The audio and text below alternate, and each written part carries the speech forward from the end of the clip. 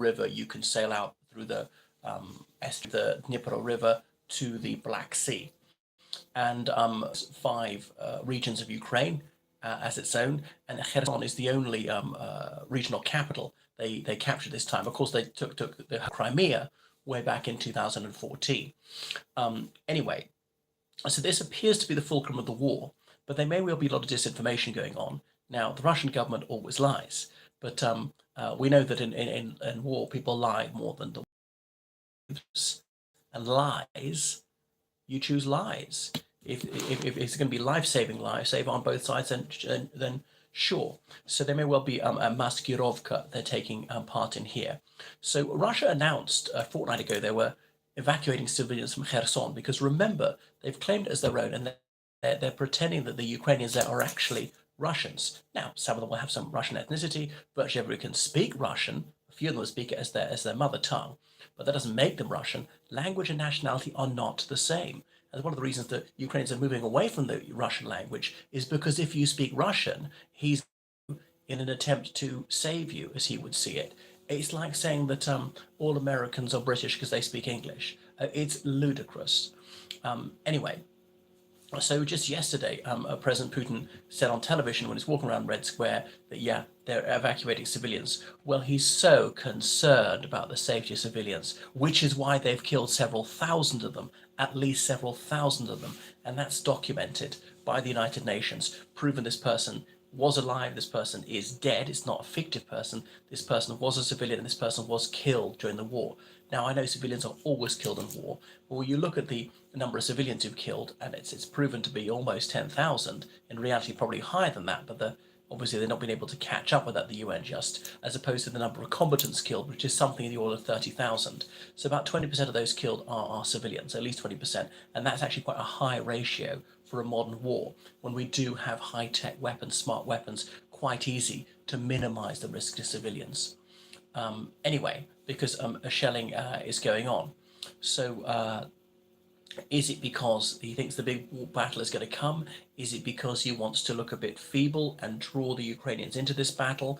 Now, the Ukrainian General Staff, they've released a statement saying that Russian troops in Kherson have been ordered to take off their military uniforms, to don civilian garb, to go into civilian buildings, and then it will appear to the Ukrainians, it might appear to them that is rather lightly guarded, they advance and they then get mauled.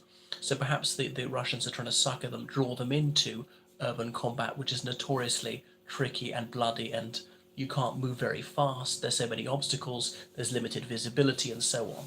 But the Russians seem to be genuinely having difficulty in Kherson. The Ukrainians are moving forward, but at a snail's pace.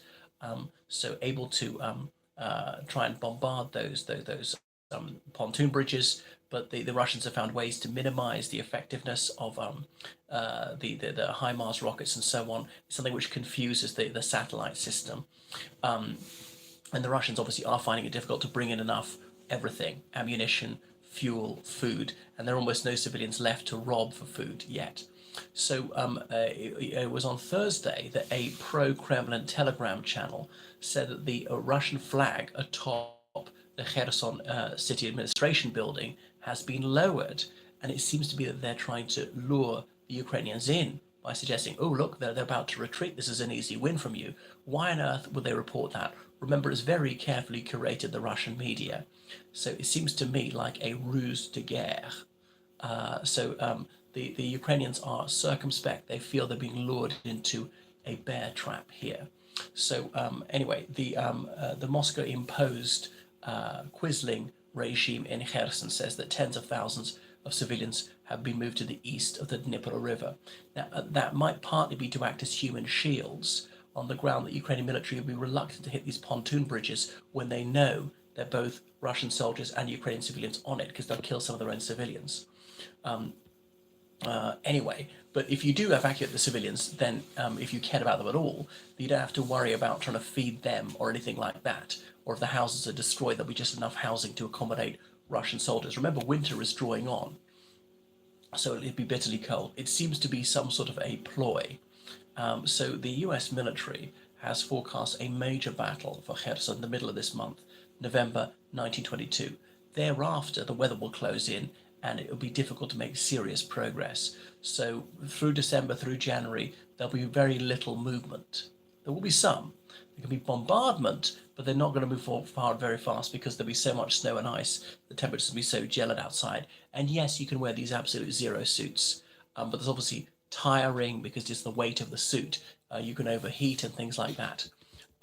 Anyway, so we shall see. I mean, I think there'll be some fighting. I'd be surprised if the Ukrainians take the city by the end of November. They may not take it back at all, because are the Russians really pulling out or not? I suspect they're not, actually. It's always been double down, not back down, because Putin would like to retain his foothold to the west of the river Dnieper, on the basis that if he retreats east of the Dnieper, he'll never get back to the west bank of it again. The Ukrainians will have that. They'll be able to destroy the bridges. I mean, the Russians can destroy the bridges whilst retreating. They're already badly damaged, to make it harder for the Ukrainians to follow them. So Putin thinks that time is on his side. If he can just hold this, the conscripted men, remember he called up 460,000 in 2 waves in September. We're always hearing the 300,000 figure. He didn't say any number. But it was the defense minister, Sergei Shoigu, who said 300,000. 360,000. It was 100,000 in early September, just after the local elections. Then 21st September, another call up, and that was 360,000, according to the Minister for Defense.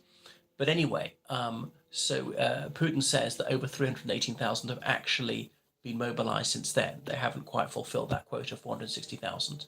It does seem to really slow down the attempt to call people up, no longer handing out draft notices. Some of those who fled abroad, the Russian government admits to 700,000 young men fleeing abroad. That's quite a lot. Out of an adult male population of about 50 million, a military age male population of rather lower than that. Anyway, so he says that 49,000 of those reservists have already reached the front line. Now, I wouldn't believe either of those figures. It'd be considerably lower than that. But open source media has proven that at least 100 of these draftees have been killed. That's within 6 weeks. That only the ones they can count were actually announced in the media. So such and such a person called up in September, killed in October, sometimes early November. So obviously the media is a bit behind, and some of the names will never make it into the public domain. So, as I say, it's rather unclear what's happening in Kherson.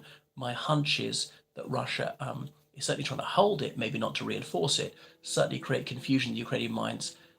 They think they got it fairly well defended. They can make this another Stalingrad for Putin. Everything is the Second World War again. This is an existential battle. This is a war of national survival. This is a mortal struggle. There are no rules. There is no law. There is no ethical bottom line. There is no atrocity he won't commit in order to win. He's completely Machiavellian. Right. Thank you so much for watching my channel. Make sure you subscribe on Patreon, donate on PayPal, georgecallahan79@gmail.com. Bye.